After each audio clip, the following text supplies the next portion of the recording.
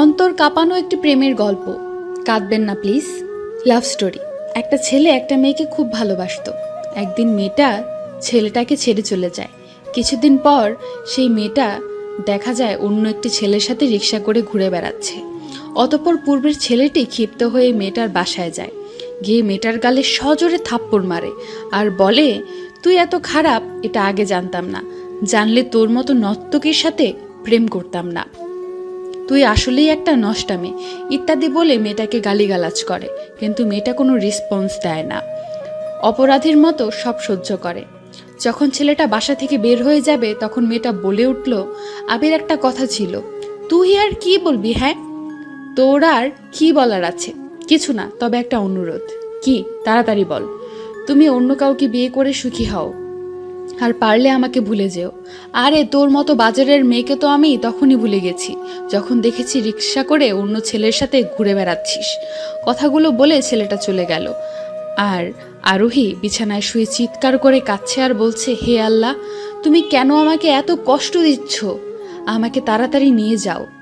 কিন্তু কিছুক্ষণ পর মেয়েটা ভাবছে, না, সব কিছু ঠিক আছে, আমি না হয় একটু কষ্টই পেলাম, কিন্তু আমার আবির তো এখন সুখী হবে, এটাই আমার কাছে বড় পাওয়া।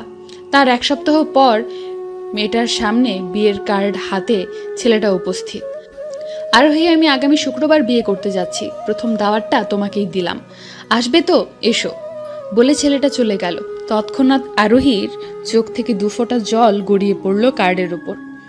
মেয়েটা উপরের দিকে তাকিয়ে বলছে, হে আল্লাহ, আমি আর পারছি না, আমি নিজের চোখে আবিরের বিয়ে দেখতে পারবো না, তুমি একটু সহায় হও। আজ শুক্রবার, জুম্মার নামাজের পর আবিরের বিয়ের কার্য সম্পূর্ণ হয়। কিন্তু আবির বারবার তাকিয়ে দেখছে আরোহী আসে কিনা। আসলে আজকেও একটু অপমান করে মনের জ্বালাটা মেটানো যাবে, কিন্তু না, আরোহী আসেনি। একটা দুঃসংবাদ এসেছে, আরোহী এই দুনিয়াতে নেই। একটু আগে সে মারা গেছে। কথাটা শোনার সাথে সাথে আবির দৌড়ে চলে গেল আরোহীর বাসায়। গিয়ে দেখে তার আরোহী ঘুমিয়ে আছে, চিরজীবনের মতো ঘুমিয়ে আছে।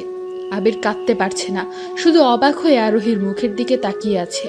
আর স্মৃতির পটে ভেসে আসছে পূর্বের খুনসুটিগুলো। এমন সময় আবিরের ঘোর ভেঙে দিয়ে একটি ছেলে বলে উঠল, ভাইয়া। ছেলেটাকে চিনতে একটু ভুল হলো না আবিরের। এটাই সেই ছেলে যাকে আরোহীর সাথে রিকশায় দেখেছিল। ছেলেটা আবিরের কাঁধে হাত রেখে বলেছে, ভাইয়া, আপনাকে এই চিঠিটা দিতে বলেছিল আরোহী আপু, পারলে একটু পড়ে নিয়েন। তৎক্ষণাৎ চিঠিটা উল্টিয়ে পড়তে লাগলো আবির। জানি তুমি অবাক হবে, কারণ যে ছেলেটা তোমাকে চিঠি দিল সে আমার ছোট ভাই রাফি। ও আমার মামাতো ভাই। কি করব বলো, আমি তো জানতাম না যে আমার শরীরের মরণ ব্যাধি ক্যান্সার আছে। জানলে কখনো তোমার সাথে প্রেম করতাম না। যখন জানলাম আমি ক্যান্সারের রোগী, তখন আমার পায়ের নিচ থেকে মাটি সরে গিয়েছিল। সিদ্ধান্ত নিলাম তোমার থেকে দূরে সরে যাব, না হলে তো তুমি সুখী হতে পারবে না। এখন তুমি আমাকে ঘৃণা করো, আমার খুব ভালো লাগে, কিন্তু একটা কষ্টকে জানো, যখন তুমি আমাকে নষ্টা, নর্তকী, বাজারের মেয়ে বলেছিলে, তখন সত্যি খুব খারাপ লাগছিল আমার। আমি কি আসলেই এমন? যাই হোক, আজকে প্রশ্নবিদ্ধ করতে চাই না তোমাকে, শুধু একটা অনুরোধ, আমাকে যদি একটুও ভালোবেসে থাকো তবে সেই ভালোবাসার কসম, তুমি বিয়ে করে সুখে সংসার করো। আমি সবসময় তোমাকে সুখী দেখতে চাই।